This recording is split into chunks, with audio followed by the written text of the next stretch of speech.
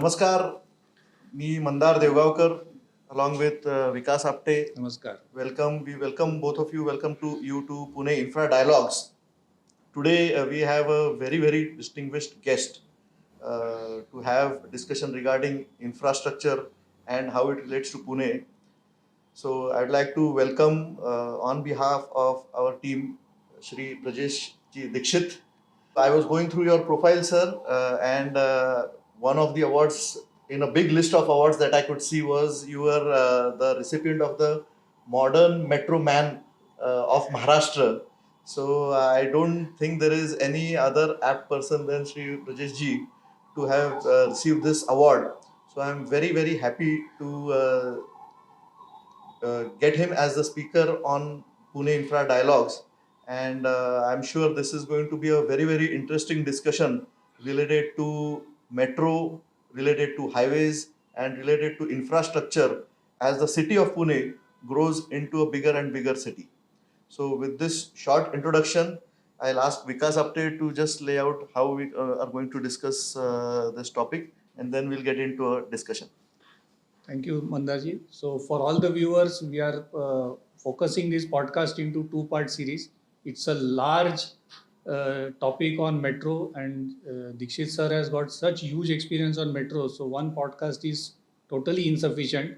I would request Mandarji, considering Dixit sir's time, maybe we can have a sequel to this podcast after today's episode.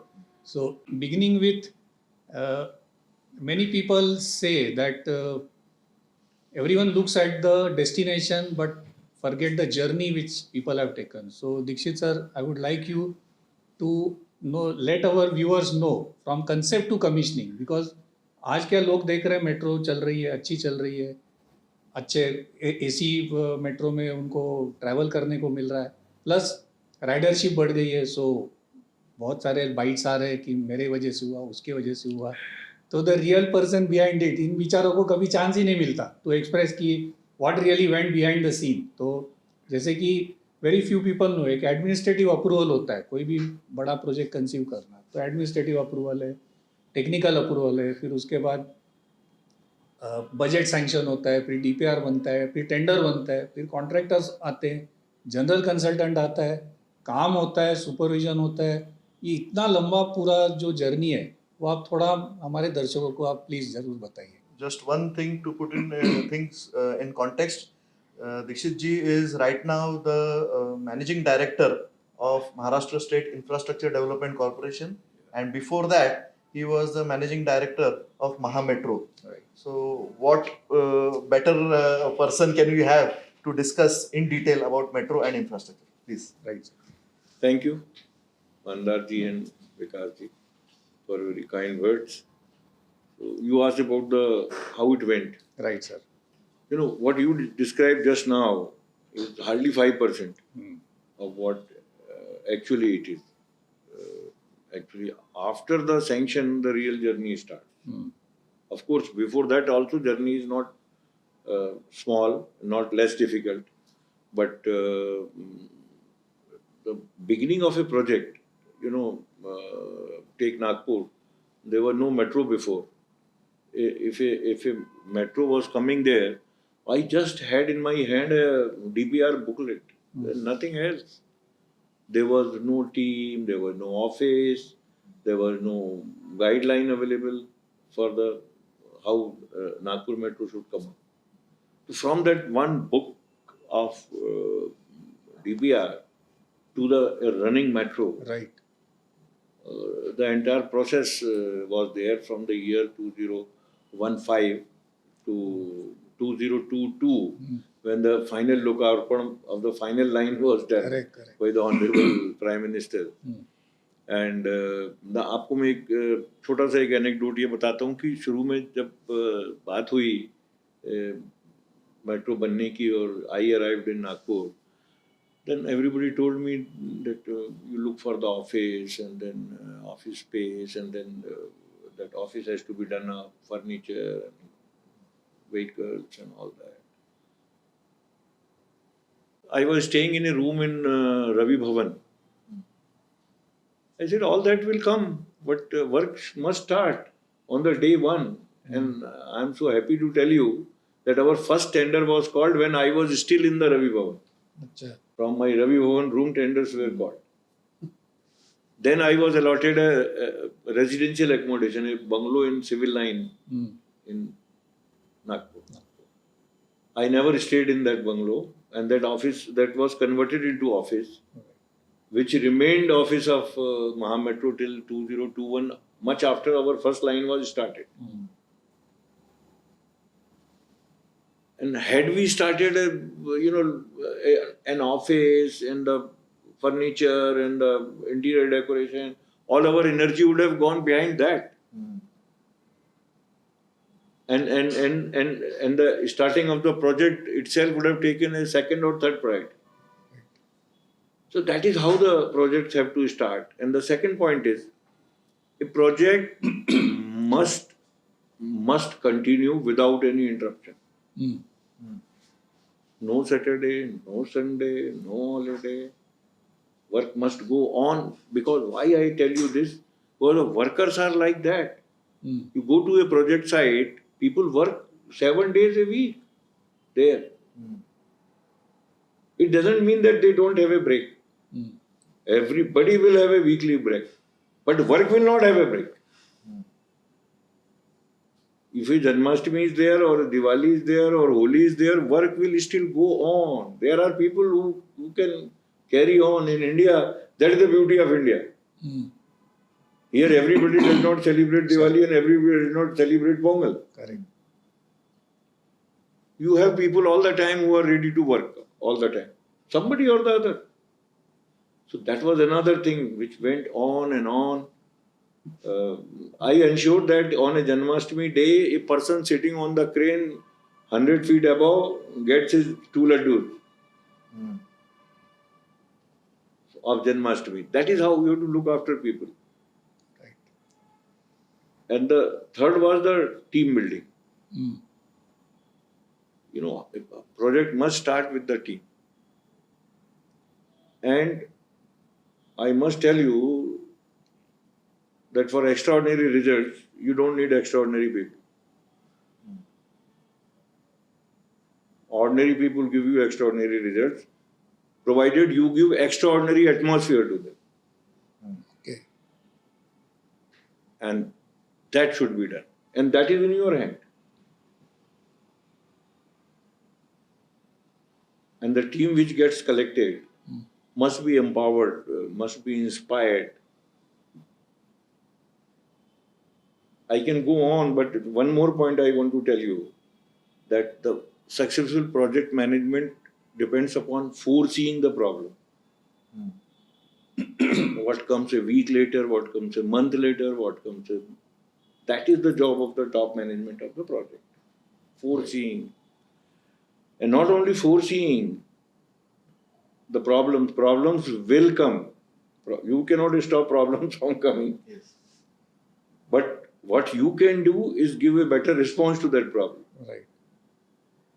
And we always had a plan A, plan B, plan C, plan D also sometimes ready and acted upon without wasting time. So, there are, but just these are a one- few things. Thank Just you. one question related to that, then this sounds more, rather everyone here worked in the private sector. This is exactly what private sector tries to do. Overall, sometimes the perception is government sector में ये possible होगा कि नहीं होगा मालूम नहीं. Is it something that Metro is as an organization is set up that way, or it is actually possible across government departments? To my mind, it is better possible in government. Okay. Government can take better risk. Government can take more risk. Government is capable of taking more risk, much more than the private sector. Private sector can't take much risk. Because government is fully empowered. Government has the powers to control the risk. Private sector doesn't have that. So that's very heartening to know, because then I think more and more projects, especially now with the focus on infrastructure in Maharashtra, definitely, we can definitely be sure that more and more projects are going to get completed in record times going forward as well, I think. Yeah, yeah. Bigger and bigger projects should, and more and bigger should get completed in better and better time frame. Yeah, absolutely. Because you know why? We have better machinery available, better methods available, better materials available. Much better than what they were there in the past. So Exactly. just just adding to Mandarji's, and one word or a cue which I can take from your previous statement. Maybe we may not have done extraordinary things, but definitely some path-breaking initiatives were rolled out from your office. And one I distinctly remember is the rollout of 5D BIM technology. No, of course. So for all the users, 5-dimensional building information modeling was brought for metro projects in Pune and Nagpur for the first time, although it had got rolled out in DMRC in New Delhi. But sir initiated that. He made it mandatory. There was, I can share openly now, there was a lot of protests coming from contractors and even general consultants how to adopt this technology. But sir said nothing doing. It may take time, you may not be having the expertise right now, but technology you rolled out was a very important thing. This is as far as the IT driven fast track construction goes. And second, which many people that those particular times might have not liked, is even how to increase your, for all people in the construction sector, increasing the launching speed of precast technology or precast segments. So I think we introduced twin cord launching girders, which was path breaking as far as the Pune context is concerned. So we could launch almost 6 to 7 spans of 25 and 28 meter per month in record time. So sir, something on this, some path breaking initiatives which you rolled out. Yeah, you talked of that 5D BIM initiative. You know, for a project like Metro, which I think is a complex project, multidisciplinary project, it needed that. And why? Because you know earlier, what was the earlier method of doing projects? You know, the big office was to be set up, a lot of staff, drawings are to be made, drawings are to be approved, they are to be available at site. And you know, the drawings earlier, these blueprints, what we call, Correct. they were 2D. That is 2D. And how 3D came, when the computers came, 3D appeared on the computer. But that was not smart 3D. They were only designed on 3D basis, but the drawings were not smart. When the further computerization further went up, the designs and drawings appeared on the computer which are smart. So each dimension of a solid structure can have the details of the materials and design, etc. So these are the 3 dimensions of the actual infrastructure work. But 4th and 5th dimensions are also very important, that is time and cost. So what this 5D did was to combine the engineering drawing with cost and time. You know, with these all these 5 dimensions, you are able to control the execution of the project.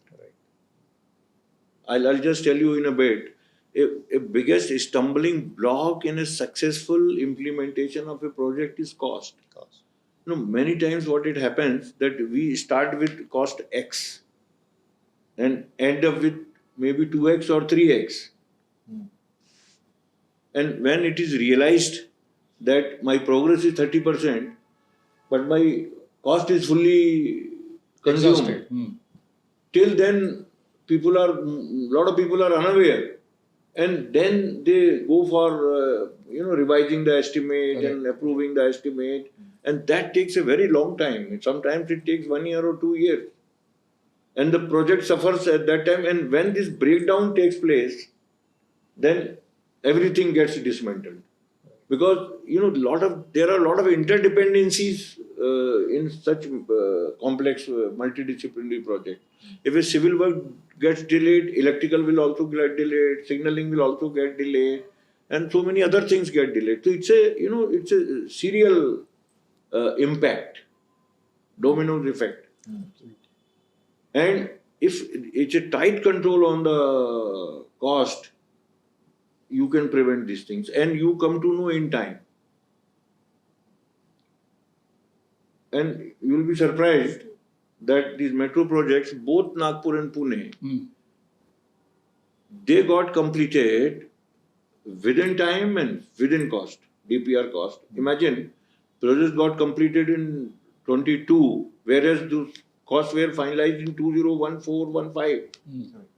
And we had COVID in between. Correct. Which also had inflationary effect. So despite all these things, the projects got completed in time and in cost, thanks to the that initiative. So one more question, or maybe just to share with other viewers, when the question of cost comes, naturally the question of finances come. And I remember Dixit sir, I think you took part in couple or 3 road shows where you brought in investors to fund for Nagpur and Pune metro projects, because funding was a big challenge that time. And that was again a path-breaking initiative. I think AIIB, ADB, maybe I'm not putting the names correctly, but that financing also was a thing which was done as a corporation itself. Otherwise, normally we look at government departments or state government funding out. But I think some light you can throw on this financing. Yeah. What was happening earlier, the infrastructure projects were getting funded by mostly World Bank, ADB, and JICA. International bilateral funding was not coming to infra sector. It was mostly going to social sector, health, education, etc. So countries like Germany, France, and even European Union, they were interested in funding infra projects, but had not started till the time Nagpur Metro came.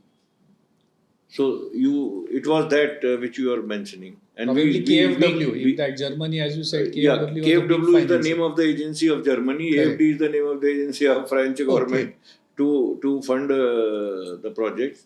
So they came along and they funded Nagpur, and then they funded Pune as well.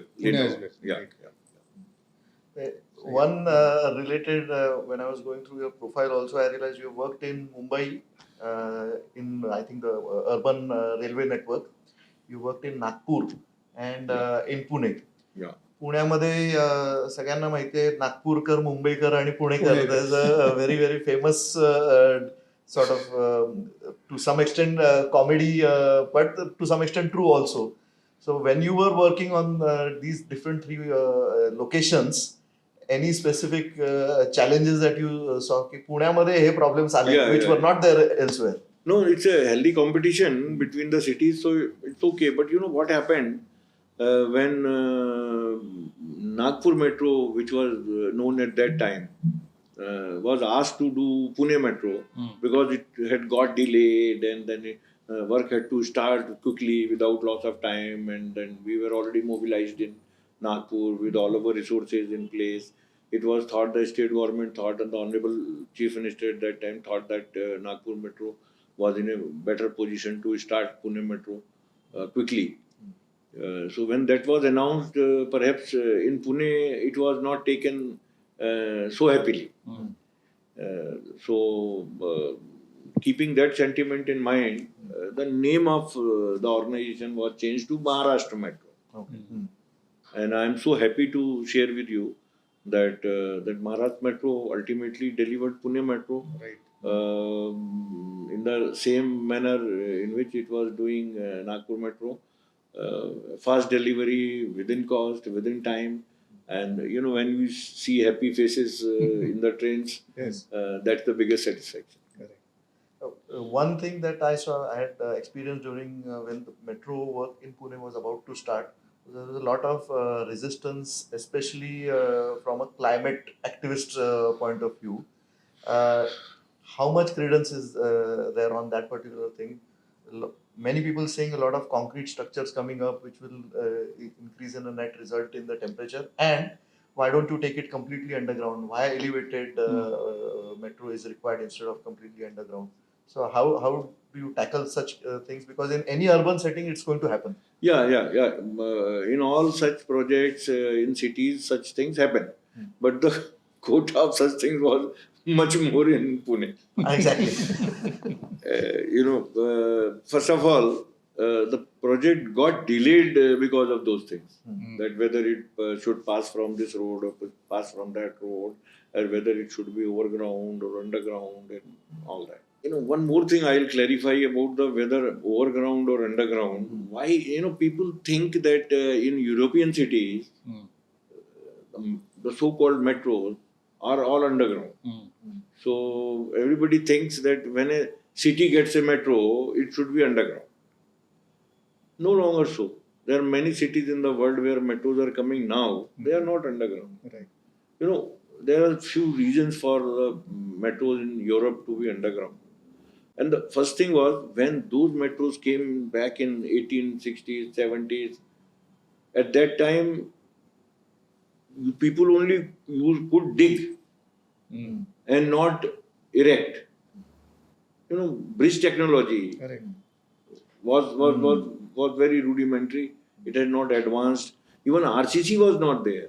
Even pre-stressing Cement was not there. Pre-stressing, of course, was not there. Correct. So digging was far easier and better. The people did that. So, and then second thing, they have snowing.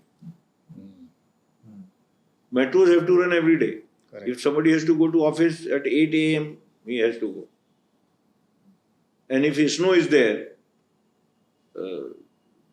overground will have problem. Yes. So underground helps there. Now, technology is advanced now. Our country doesn't have snowing. So, and if the roads are not narrow, or maybe not narrow than maybe 9 meter or 10 meter, elevated metro is feasible, technically feasible there. So why to go for a costlier underground solution where otherwise a more economical solution is possible? So that is the point, and that point was adopted here in Pune. In the areas, pet area where the roads are very narrow and it was not possible for a overground or elevated metro was to be there, so we made underground. Where it was possible in PCMC area and other areas, we did elevated and did faster. Both of them came equally fast. So that was one point. The second point was, this environmental cases in NGT. Correct. One after the other. When you won one case, the other was filed. When you won the other, third was filed. When you won in Pune, in High Court, it was filed. When High Court disposed of, in Supreme Court, it was filed. Right. I'm telling you, series of cases, dozens of them in Pune, and more than a dozen in Mumbai High Court, and then certainly more than half a dozen in Supreme Court. They kept appearing constantly. How much time it used to really kill your It took percentage tremendous. was It took a toll of very productive time, in fact. Correct. But one has to take in the stride. Right. And rather than getting, disturbed by such things, your resolve should become stronger to face and win. So, it all depends, judicial system, as they say, they go by what is the evidence before them. Correct. And we were able to produce very good replies and evidences and facts. And they appreciated. In fact, in a few cases, our files went to High Court and all, and they saw the files and appreciated that very well written cases are there, properly examined, and the things which were going on the ground, they were equally justified. So just adding that is how despite all those challenges, Correct. the project still got completed in time. But adding to what Mandar just said right now, there were definitely three major initiatives which I can see, which can be compartmentalized into a green metro. Now I am using that word specifically, green metro, because energy efficient rolling stocks were brought in Pune Metro for the first time. I think our tie-up with Firma, Italy, for rolling stock manufacturing, where they brought out with the most energy efficient rolling stocks. Yeah. That was one big initiative. Second, which I remember, I think you were the pioneer when you introduced solar rooftop on all railway station buildings. So that again was a green initiative for using renewable energy into metro systems. And naturally, lot of forestation. I think Pune, you have done acres of forestation on the green initiative part. Yeah, yeah. So some few updates on. Yeah, certainly. I'm very happy to tell you that Pune Metro was the first in the country to have aluminium body coaches. Right, lightweight. Yeah, aluminium body coaches are lighter and therefore they consume less energy, obviously. Correct. They are more energy efficient. First in India to use. First in India. Right. And in a factory which was first in the private sector. Mm. A metro coach factory first in the private sector in India. So, and successfully they came and they are working Very nicely. properly. You talked of the solar thing, and we realized right in the beginning that we are creating a lot of roof space, more than I think 2 lakh square foot of square feet. roof space, and we realized immediately that that can be very gainfully utilized to have solar installation. Roof of the station or even Roof of the station. Station. Roof of the station. So along with the roof, the solar panels also came. Correct. And I am again happy to tell you that solar energy which is being generated is being used for traction also. Exactly. That is again a first. Right. That was path breaking again. Yeah, a path breaking thing. We connected that energy system to our electrical system. And of course, it is being used for station lighting. Right. But also for traction if required, whenever required. And it does come of use to that extent. And you mentioned one more point. Big effort on acres of forestation. And forestation, again, Pune is very sensitive and very good for environment, and particularly for preservation of greenery and safety of trees, particularly. And then even otherwise, that sensitivity has to be there in all of us. Why only Pune? Right. In all cities also it should be there.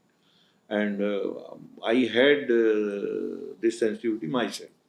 Even in Nagpur, when we started metro, we decided that we will have zero cutting of trees. Policy of zero cutting. But if it is unavoidable, Right.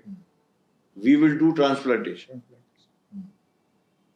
And in Pune, I'm so happy to tell you that 100% trees which were unavoidable for cutting were transplanted with very good success. I think more than 90% transplanted trees survive. Have survived. Right. Yeah.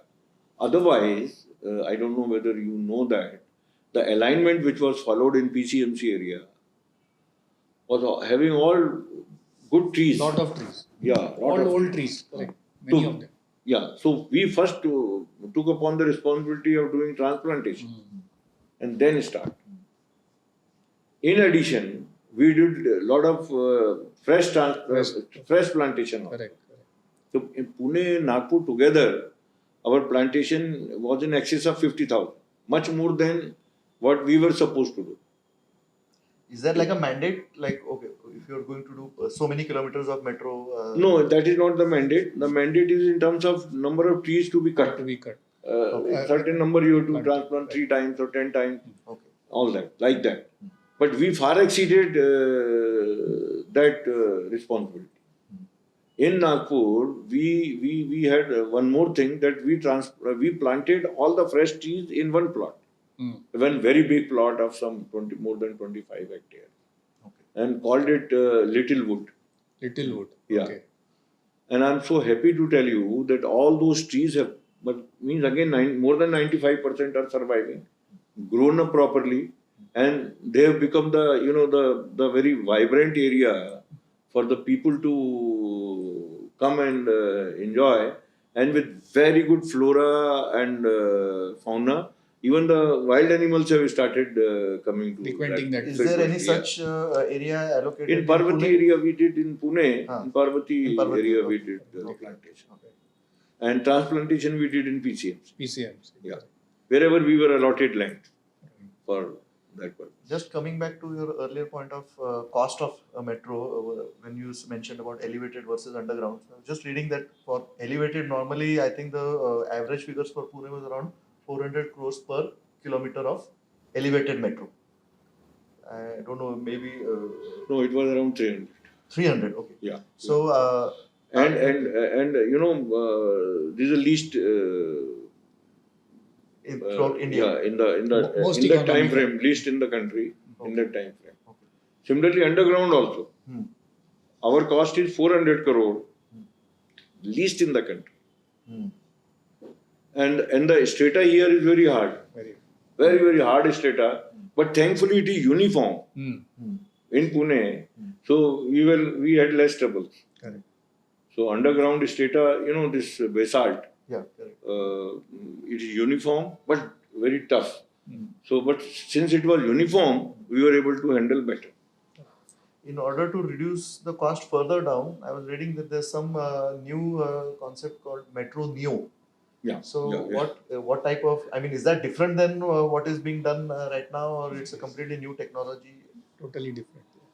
It's a new idea, I will tell, which is still to be implemented, and at that time, with the encouragement of the Ministry of Housing and Urban Affairs, MoHUA, Mahua. a system was developed and it was proposed in Nasik Yeah. to be the first one. Correct. And what it is, I'll just explain to you. These conventional metros, which we just discussed, of course, you told they are very costly, 300 crore per kilometer, 200 or 400 crore, depending upon elevated or underground. It's very costly. Costly. Correct.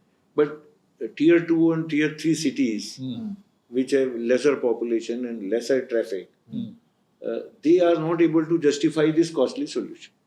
So whenever the projects are made for those cities, obviously they don't meet the requirement of returns, IRR, financial Correct. internal return, and therefore projects don't happen. It doesn't mean that those cities should not have a proper urban transport system. Urban transport. Correct. If you go abroad, you find that the cities have 5 lakh population. They have a proper metro, they have tram, they have very good bus system. Somebody can have monorail also in some places, and so on and so forth. Different systems are existing. We have buses in most of the cities. Right. But on some roads of the city, if the PHPDT is one technical term, Correct. per hour, Peak hour. peak hour, peak density Peak density traffic. traffic, Right. PHPDT. If it crosses 4,000, then it is difficult for the bus system to handle. But if it crosses 10,000, but is still below 20,000, a metro system is too costly for that. Right.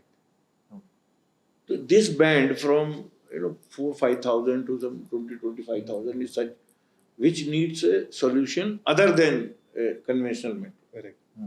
World over, they have they found a solution. Some people have tram, and some people have very interesting. They call it trolley bus. Trolley bus. Yeah. Right. What is a trolley bus is? It's a bus running on electrical overhead system. Our buses are running on diesel or petrol. Right. On diesel mostly. But that bus runs, it has tires, rubber tires, but it draws current from overhead That is called trolley. That's why the name is trolley bus. But in European cities, because there is less congestion on road, because their transport system is very good, so people have not bought their two-wheelers for personal two-wheelers and four-wheelers, and they don't bring those personal transport on the road every day. So this trolley bus solution, a survey was done of so many cities, and it was found that the trolley bus system is very cost-effective and adaptable in India. But if one change was done, rather than, because if a trolley bus is run on road, it will compete with the traffic which is already congesting the road. So we propose the elevated trolley bus. Correct. And since a bus is much lighter than metro, this bridge required for that elevated trolley bus system was very, very cost effective. Lightweight. So, the cost of that system came to be 100 crore per kilometer rather than 200, 300 or 400. So, obviously, if a system is proposed for, say, Nasik, obviously it will have a proper rate of return and it will have a good chance of success. But it is yet to be sanctioned for implementation. But sir, right now when you are talking, immediately it came to my mind, which is your next major challenge area of working, because which I read in one of your present role where you are working as MD of MSIDC, and lot of elevated roads or flyovers are to come up. So can we have a symbiotic arrangement where this type of elevated roads are constructed and we still have this trolley bus or a elevated type constructed? Just one thing which I read in newspapers and just budget which has been sanctioned. This Pune, Chakan, Shikrapur, that big elevated corridor which is to come under MSIDC. So if we have a symbiotic arrangement where we not only just construct a flyover, but also allow a separate corridor, if it can be a 3x3 lane elevated road and one lane on both sides given to this type of trolley bus or a neo metro, then for people of Pune, Chakan, it's a very densely populated area. It will have a good ridership. So just came to my mind. So you can.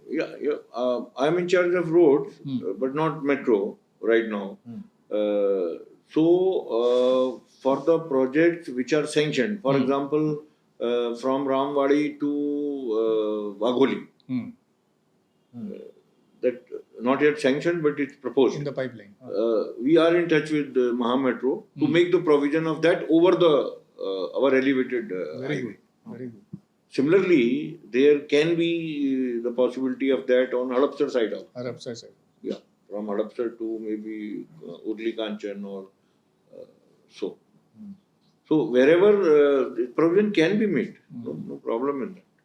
But it has to be worked out, it has to be coordinated. For now, coming on to the roads part of it, most of the new roads that you have talked about are elevated roads. Is that the new trend now, considering land acquisition limitations or maybe ease of operation? Elevated roads is the way to go forward, especially for Maharashtra or India? I will not call it a trend, but I will call it the new solution to the problems which are not otherwise solvable. No, for example, Nagar side. For a very long length, there is a ribbon development. What has happened along the road, a very dense population has come up with a lot of commercial activity. Now, if the road is to be widened there or a new road has to be made there, the acquisition of land is very difficult. And PAP, and if at all it is to be done, it will be very costly also. It will disturb a lot of people. So, solution is on the same alignment, you make an elevated road. Right. So, we found that this solution is cheaper, more cost effective. So, whatever is suitable for that location is being done. Not that it can be done everywhere or it is a trend. It's a solution which is required at that location. Now, for example, Talegaon, Chakan, Shikrapur. Now, we are doing elevated highway up to Chakan. Right. But we will do ad grade development from Chakan to Sikrapur. Sikrapur. Similarly, on Hadapsar river side also, we will do elevated highway only up to the point required. Some 8 to 9 kilometers will not be elevated because their traffic has come down. So Mandar, it is based on requirement. just for shortage of time and because I want to put this new initiative as a sequel to the next program. So more initiatives, more technology coming from the elevated road. Many things we are hearing on green concrete, how to make use of green concrete more affordable and makes use of it in all large. No, I will tell you a little bit of projects. that. In the 6,000 kilometers of HAM project which we are doing, that was, incidentally, that was the first road project which we got as a new corporation. It's a hybrid annuity model where government spends half the cost initially and then contractor brings the other half which is paid back to him over maybe Concession 10, period. 10, 12 years. Correct. There are 2-3 things I'll just quickly tell. This model which is being implemented by MSIDC is again a unique model being done for the first time, wherein MSIDC as a PSU, state PSU, has become the concessionaire to the government of Maharashtra for implementation of this 6,000 kilometers of HAM project costing 41,000 crore. Right. It's huge. And in which, rather than giving 60% of the cost initially from government, we have taken only 30%. So government burden, initial burden has come down. Remaining has been brought by the corporation on loan from financial institutions and banks, etc. And the contracts which we have awarded are all EPC contracts. EPC. Yeah. Okay.